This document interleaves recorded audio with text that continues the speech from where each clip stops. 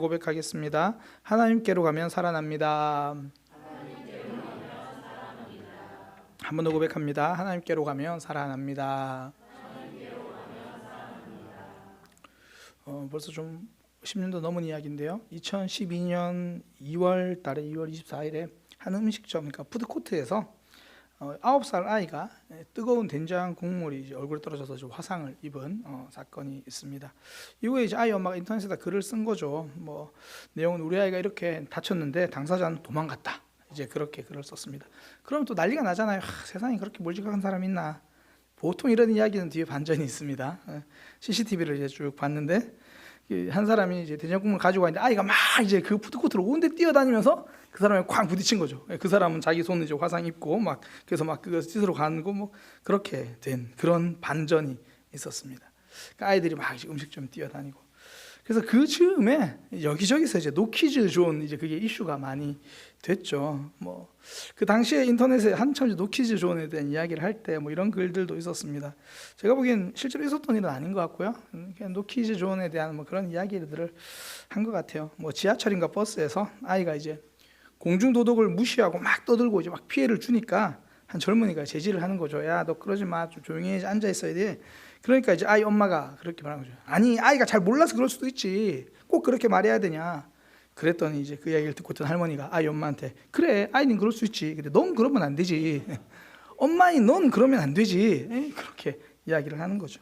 그러니까 저거 실제로 있었던 일은 아닌 것 같아요. 근데 이제 당시에 이제 답답한 그런 부모들의 모습을 보면서 일침을 가하기 위한 그런 의미 있는 글이었던 것 같습니다. 근데 부모들 중에서요, 의외로 이렇게 하는 애들이 많습니다. 누가 봐도 자녀가 잘못했고, 뭐 부모님에게 막 함부로 하고, 심지어 부모님을 욕하고 때리고 그러는데, 그 부모는요, 자녀가 모르고 한 일이니까 용서해달라 막 그렇게 말해요. 제가 아는 분 중에도 그렇게 말한 분이 있어요. 사실 여러분들도 아는 분이에요. 누가복음 23장 34절. 이에 예수께서 이르시되 아버지 저들을 사하여 주옵소서. 자기들이 하는 것을 알지 못함이니이다. 그 사람들이 하나님의 아들이시자 곧 하나님이신 예수님을 모욕하고 때리고 십자가에 못 박았어요. 그런데 정작 예수님은 하나님께 하신 기도가 잘 모르고 그랬으니까 용서해 주세요.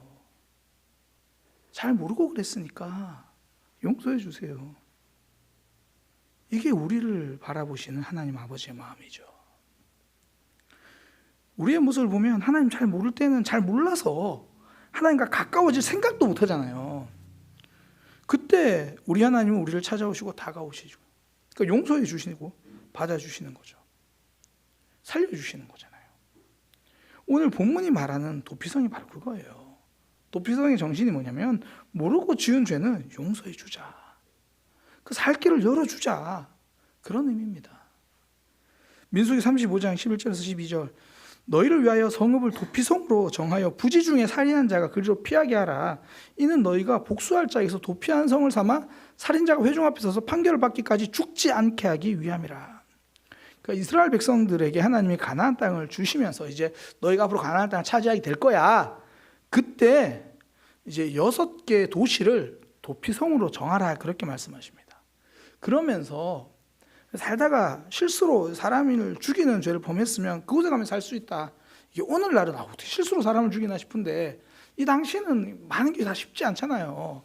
뭐 단순하게 얘기하면 뭐 이스라엘 백성들도 뭐 가나안 땅에 들어가면 뭐 나무를 하든 뭘 하든 도끼질 했는데 잘못하다가 이 도끼 다 자라고 슉 날라가지고 옆에 사람 딱 맞아서 잃어버리면 죽일 의도가 없었는데 그런 거잖아요.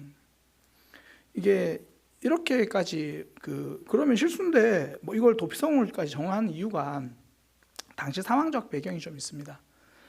오늘날처럼 법이 세밀하게 정비되어 있지 않잖아요. 오늘날은 뭐 법이 엄청 두껍다고 하던데 단지 이제 큰 카테고리로 정신과 의미를 중심으로 이제 율법 자체가 그렇게 이루어져 있잖아요. 그래서 뭐 율법에서 말하는 게 큰 테두리에서 다른 사람을 상하게 하면 너도 그만한 대가를 치르게 된다. 그거 알고 있어라. 이제 그런 식으로 율법이 있거든요. 우리가 흔히 알고 있는 뭐 눈에는 눈으로, 이에는 이로. 이게 복수하라는 이야기가 절대 아닙니다. 그런 형벌이 있으니까 그렇게 하지 말라라는 거예요. 그러면서 함께 나온 법이 민수기 24장 17절에 보면 이런 법이 있습니다.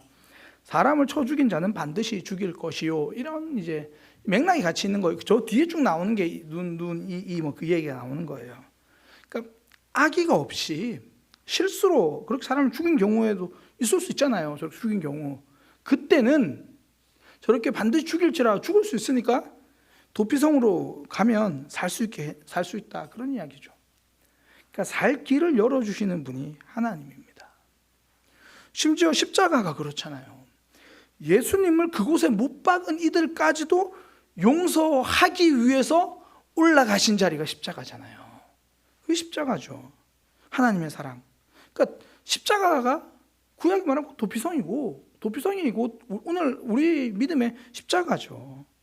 살려주신 하나님께로 가면 살 수 있다. 우리를 받아주신 하나님의 마음이잖아요. 사실 이게 부모의 마음이고 부모의 사랑이죠. 이게 성경만 그런 게 아니라 오늘날 법에도요 이런 정신이 좀 들어있어요. 부모님께로 가면 그래도 살아야지 이런 마음. 흔히 이제 범죄자를 숨겨주면 안 되거든요. 큰 범죄입니다. 제가 예전에 한번 소개했던 기억이 나요. 그 법률에 범죄 은닉죄가 있습니다. 형법 151조인데요. 형법 151조 제가 법률을 알려드릴게요. 151조 1항입니다. 벌금 이상의 형에 해당하는 죄를 범한 자를 숨겨주면 안 되는 거예요. 그리고 숨겨주는 것뿐 아니라 도피하도록 도우는 거. 예를 들어 도피할 수 있도록 도피 자금을 댄다거나 이렇게 차량을 제공하거나 그러면 3년 이하의 징역 또는 500만 이하의 벌금을 처하는 거예요. 벌금 이상의 형이면 어떤 죄라도 숨겨주면 큰일 납니다. 이렇게 되는 거예요.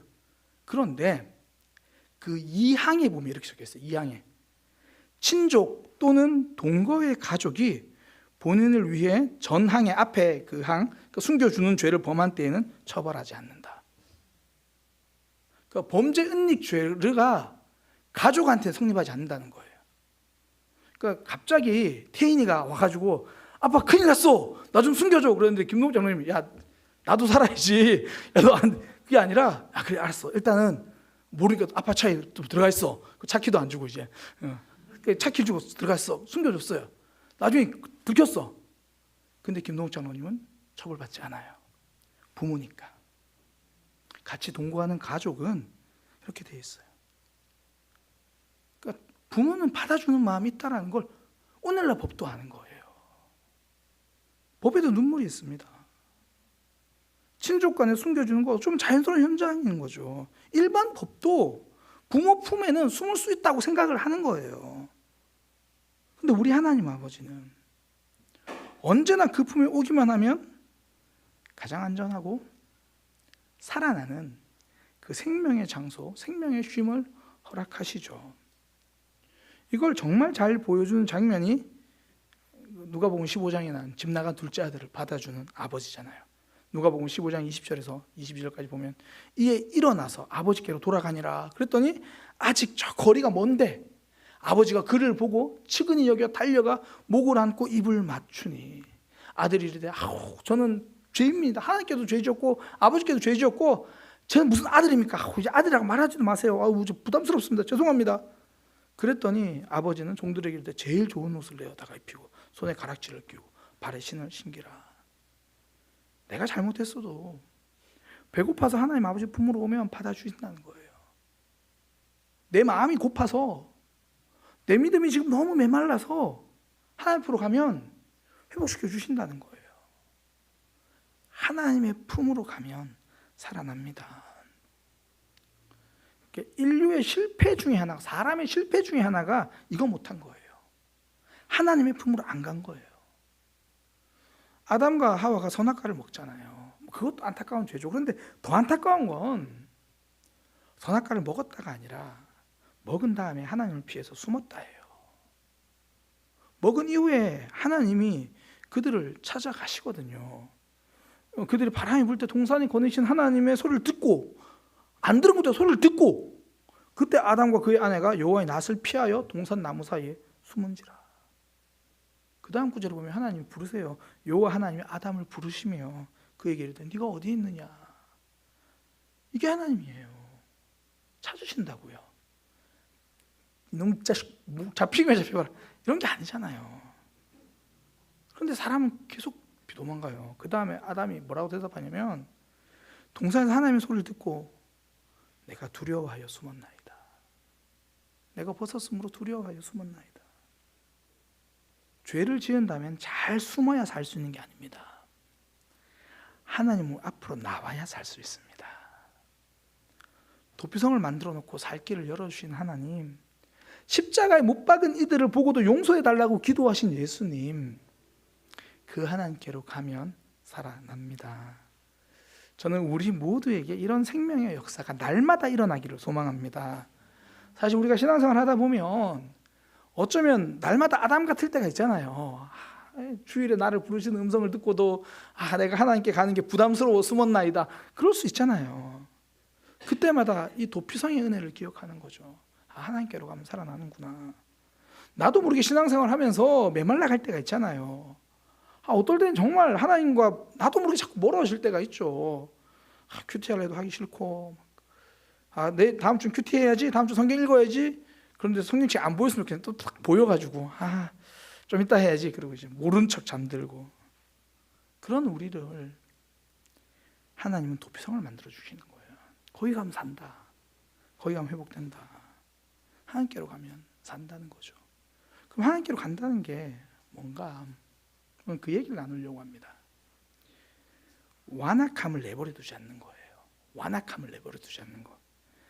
그러니까 말씀대로 산다는 거 굉장히 어렵죠. 말씀대로 사는 게 쉽다고 하는 가끔씩 목사님들이 계시는데 저는 그 목사님들 잘 이해를 못 하겠어요. 사랑도 어렵고 순종도 어렵고 못할 수는 있어요. 근데 안 하겠다는 마음을 가질 수는 없다라는 겁니다. 그러니까 연약할 수 있지만 완악하지는 말자. 그러니까 도피성이 열려있는 이들은 고의성이 없는 이들이라는 겁니다. 민수기 35장 11절 너희를 위하여 성읍을 도피성으로 정하여 부지 중에 살인한 자가 그리로 피하게 하라. 그러니까 고의로 살인하지 않은 것, 실수로 죄를 지을 수 있다는 거예요. 이걸 우리의 삶으로 이야기한다면 죄를 안 지을 수는 없죠. 그러나 작정하고 멀어짐을 선택할 수는 없다라는 겁니다. 그 삶은 도피성과 멀어진 삶이라는 거예요. 완악한 삶, 작정하고 멀어지는 삶, 그건 하나님께로 가는 삶이 아니라는 거죠. 하나님은 인격적이십니다. 이 표현은요, 우리의 반응을 기다리신다는 이야기입니다. 그 어떤 신학은 사람의 반응을 깡그리 무시하는 신학도 있어요. 우리는 반응 못한다. 우리는 아무것도 못한다. 오직 하나님이 다 하신다. 그렇지 않아요. 하나님은 항상 우리의 반응을 기다리십니다. 그러니까 반응할 수 있는 기회를 열어주시죠. 하나님의 손을 잡기를 기다리시는 거예요. 하나님의 인도하심과 끌고 가심은 다릅니다. 하나님은 인도하심이에요. 넘어질 수는 있습니다. 근데 주저앉아 있을 수는 없다라는 거예요. 성경에는 그런 걸 완악함이라고 이야기합니다. 완악함. 하나님에 대해서 반응하지 않는 것. 로마서 1장 28절에 보면 그런 얘기를 하죠. 마음에 하나님 두기를 싫어하며 하나님이 그들을 상실한 마음대로 내버려 두사. 상실한 마음대로 내버려 두사. 제가 이 말씀 참 자주 말씀드리는 것 같아요. 제일 무서운 형벌은 처벌하지 않는 거예요. 내버려 두시는 거. 한 번은 이제 주일에 어떤 분과 대화를 하다가 그 주일을 지키지 않는 문제에 대한 주제가 좀 나왔어요. 주일을 지키지 않는 모습을 보면서 염려하면서 그러면 안 되는데 막 그런 애들이 막 이야기를 하는데 어떤 한 분이 딱 그런 얘기하는데 저는 그 말이 너무 인상 깊었어요.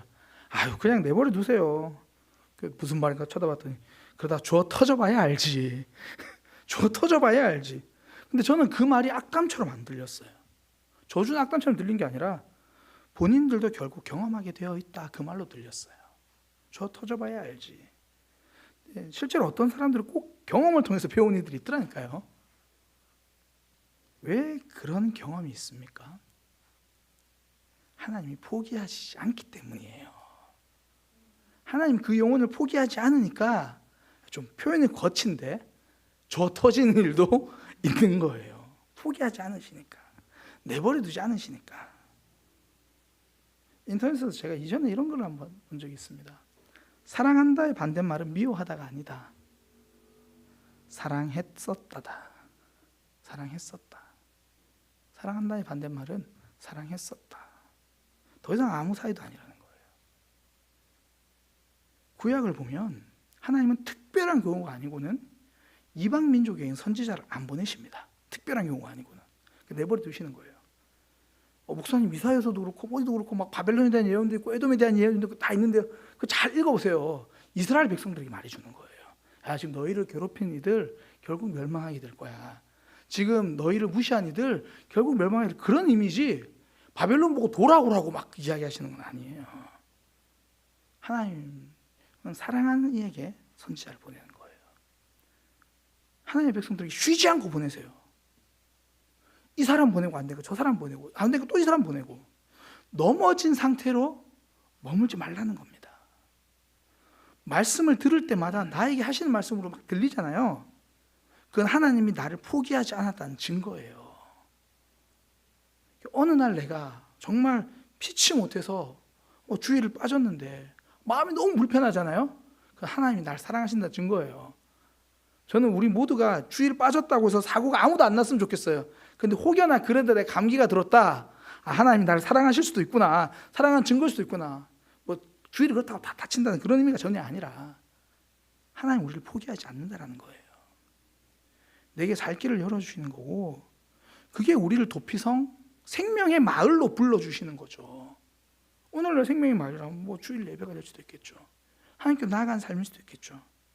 그러니까 그때 우리가 해야 할 일, 하나님이 우리를 완악한 대로 내버려 두지 않고 계속해서 말씀하시고 부르고 기회 주실 때 우리가 해야 될 건 가까운 도피성을 찾으면 돼요.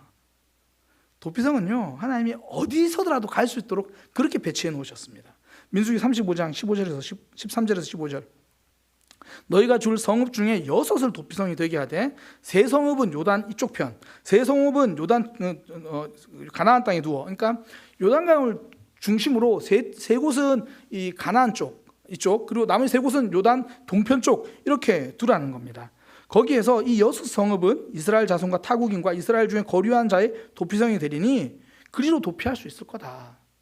그러니까 요단강을 기준으로 왼쪽에 3개, 오른쪽에 3개. 그것도 위치를 보면요, 3개가 몰려있는 게 아니라 위에 하나, 가운데 하나, 밑에 하나. 이쪽도 위에 하나, 가운데 하나, 밑에 하나. 무슨 이야기입니까? 내가 살 수 있는 가까운 자리로 가면 된다라는 거예요. 내 친한 사람 있는 게 아니라 그냥 내가 살 수 있는 자리. 그러니까 우리에게는 어디가 제일 가까운 자리일까요? 지금 내가 있는 자리예요. 제일 좋은 게 지금 있는 자리 지키는 거예요. 사실 은혜는요, 의지보다 의자에서 더 많이 받아요. 내가 막 믿음 생활 잘해보려고 의지를 세울 때도 은혜를 주시기도 하지만 진짜 신앙생활 정말 내가 정말 하나님 믿기는 하는 거 맞나? 그러면서도 계속 그 자리 지키잖아요. 거기서 은혜를 받아요.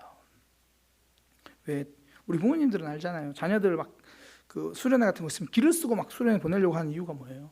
그 자리에 있으면 찬양하고 그 자리에 앉아 있으면 기도하니까.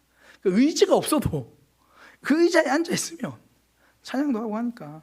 실제로 우리 청소년 아이들 이제 가끔씩 그 여름 겨울 되면 외부 수련회 보내거든요. 몇 명 가지도 않아요. 그리고 가서 우리 아이들 평소에 찬양도 잘 안 하거든요.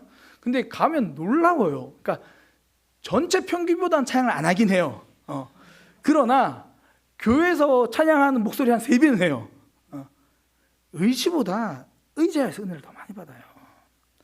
지금 내가 있는 자리를 지킬 때 살아나기 시작하는 거예요. 목회자들이 그래도 덜 넘어지는 이유가요, 이게 믿음이 좋아서가 아니라 강제로 자리를 지키기 때문입니다. 이게 단순히 예배 자리에 나오는 게 아니라 목회자들은 말씀을 묵상하는 자리가 있잖아요. 그 자리를 지키는 거예요. 또 성도들의 기도 제목 들으면 기도하는 자리가 있잖아요. 또 이게 목회자라는 자리 자체가 이게 사랑하는 자리거든요. 사랑해야 하는 자리고 그게 일이니까, 사랑하는 게 일이니까. 그러니까 그 자리 지키니까 그래도 하나님의 음성 듣고 사랑도 훈련되고, 그러니까 떠나지 않고 지킨 자리 덕분에 회복되는 거예요. 도피성 가까운 데로 가면 되는 거예요. 우리도 가까운 데로 가면 회복됩니다. 어디요? 지금 있는 자리, 그 자리 지킬 때 생명의 역사가 시작됩니다.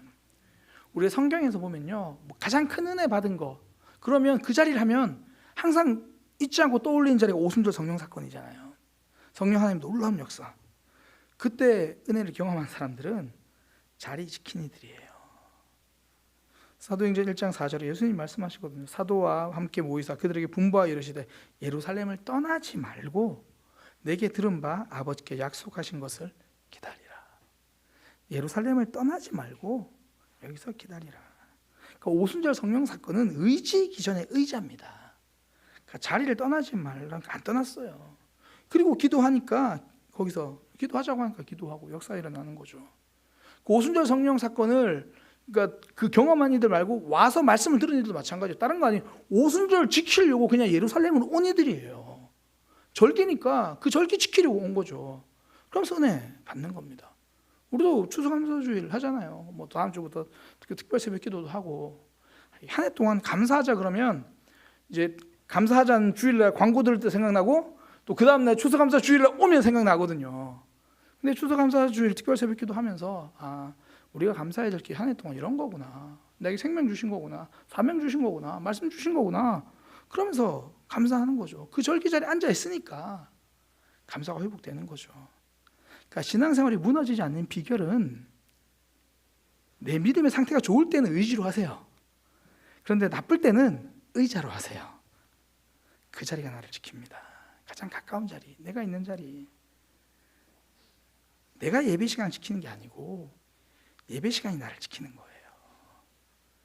그러니까 많은 이들이 회복을 위해서 막 대단한 걸 하려고 하거든요. 그러니까 실패하죠. 이게 막 이제 신앙생활 잘 해봐야겠다. 이제 큐티 하려고 하니까 쉽지 않아요. 큐티 하다가 못하면 어떡하지? 제가 자주 드리잖아요. 자주 말씀드릴 말씀. 큐티 하루만 딱 하세요. 하루만. 작심 3일을 10번 하면 한 달이에요. 그러니까 매일 하려고 부담돼서 못 시작하는 거지. 오늘 하고 또 생각나면 또 하고 내가 할 수 있는 것부터 가장 가까운 자리, 있는 자리, 또 내가 할 수 있는 것 그거 하는 것. 사랑도 끝까지 사랑하려고 하니까 못해요. 그냥 말씀 주셨을 때 사랑하면 돼요. 계속 기도하려니까 힘들죠. 이제 금요기도에 한번 나가면 이제 앞으로 계속 나와야 될 것 같아서 아니요. 말씀 주셨을 때 기도하면 돼요. 제가 장담하건대 내일 일은 아무도 몰라요. 내일 걱정은 내일의 박명수가 할 거예요. 오늘 그냥 할 수 있는 것 하는 거죠. 앞으로 어떻게 할까 고민하지 말고 지금 가까운 도피성으로 가는 것. 하나님 우리에게 늘 가까운 곳에 그 자리를 주셨으니까 내가 있는 자리, 지금 내게 주신 말씀 그 시작하는 거죠. 헬스장은 항상 그런 얘기 있다면서요. 앞에 보면 여러분 가장 힘든 걸 하셨다고 헬스장 오는 거 이제 쉬운 운동을 하시면 된다. 헬스장 가는 게 제일 힘들어요. 이번 주에 제가 경험했습니다. 가는 게 제일 힘들어요. 몇 번 갔는지 물어보지 마세요. 힘들어요. 가면 돼요. 도전하면 돼요. 근데 사실 그게 쉽지는 않습니다. 비행기는 날아오를 때 전체 연료의 80%를 소비한대요. 깜짝 놀랐어요. 전체 연료 80% 날아올 때 한대요. 근데 일단 날아오르면 많은 연료가 필요하지 않대요. 우리도 그렇잖아요. 딱 나오기가 힘들잖아요. 딱 시작하기가 힘들잖아요. 매일 생각만 하면서 아무것도 못하는 사람들, 그 사람에게는 변화 오지 않습니다. 도피성으로 가는 거예요. 가까운 곳. 설교적인 표현인지 모르겠지만 일단 저질러야 돼요. 다소 준비가 미흡해도 행동을 옮겨야. 번지점프는 언제 가장 무섭냐면 뛰어내리기 전이요. 전 그래서 아직 안 뛰어내려 봤는데 뛰어내리기 전이에요. 막상 뛰어내리면 무섭겠죠. 그래서 두려움은 사라지고 끝나는 거예요. 노만 빈센트라는 사람이 이런 말을 했습니다. 행동이 자신감을 회복시킨다. 행동하지 않는 것은 두려움의 결과이자 원인이라는 거예요. 그게 원인이라는 거죠. 저도 학교 다닐 때 시험 공부 안 하고 있으면 걱정하거든요. 계속 안 하고 있는 거 걱정되니까 안 하고 있어요. 어떤 행동이든 하지 않는 것이 어떤 행동 하는 것이 하지 않는 것보다 낫다. 지난주에 청년들이 잠시 밑에 저기 그 성경 공부하기 전에 앉아 있을 때 이런저런 얘기하다가 성경 마치고 그런 이야기를 했어요. 간식이 전도사님이 주신 간식이 있어서 너무 먹고 싶은 거예요. 초콜릿이. 그러니까, 목사님 드세요. 망설여진다. 이거 이 칼로리가 얼만데? 그랬더니 누가 그러더라고요. 먹을까 말까 고민할 때는 먹지 않는 게 답이라고. 먹을까 말까. 그래서 안 먹었어요. 그래서 안 먹었어요. 초콜릿 안 먹었어요. 말할까 말까 할 때는 안 하는 게 답이래요. 근데 행동은 할까 말까 할 때는 하는 게 답이랍니다. 가장 가까운 곳으로 가면 그게 하나님께로 가는 길입니다. 우리에게 하나님 말씀 주시잖아요. 그게 완악하면서 일어나라는 거거든요. 주저앉아 있지 말라는 거예요. 그게 도피성의 원리입니다. 도피성의 원리. 그러니까 부지 중에 완악하면 머물러 있지는 않겠다. 그리고 가장 가까운 곳, 내가 있는 자리, 그리고 내가 지금 할 수 있는 것, 그게 하나님께로 가는 비결입니다. 하나님께로 가면 살아납니다. 하나님의 마음은요, 잘 모르고 그랬으면 용서해 주겠다는 거예요. 완악하지 않고 연약한 건 언제든 받아주시겠다는 거예요. 때로는 우리가 잘 모르고 있어도 말씀으로 알려주시고 다시 회복시켜 주십니다. 그 하나님 앞에 나와서 믿음의 회복을 경험하는 하나님의 백성 되시기를 소망합니다. 기도하겠습니다. 하나님, 도피성을 만들어주신 그 하나님의 마음을 놓치지 않게 하여 주옵소서. 우리 속에 완악함이 있지 않게 하여 주옵소서. 우리 안에 하나님을 향해 등 돌리는 고의성이 있지 않게 하여 주옵소서. 그럼에도 불구하고 우리에게 여전히 말씀하시고 여전히 불러주시고 여전히 우리를 초청하신 하나님, 그 하나님께 반응하는 신앙이 되게 하시고 하나님이 말씀하시는 가장 가까운 자리, 살아날 수 있는 자리, 내가 있는 그 자리에서 다시 한번 회복을 경험하는 믿음의 삶이 되게 하여 주옵소서. 예수님의 이름으로 기도드립니다. 아멘.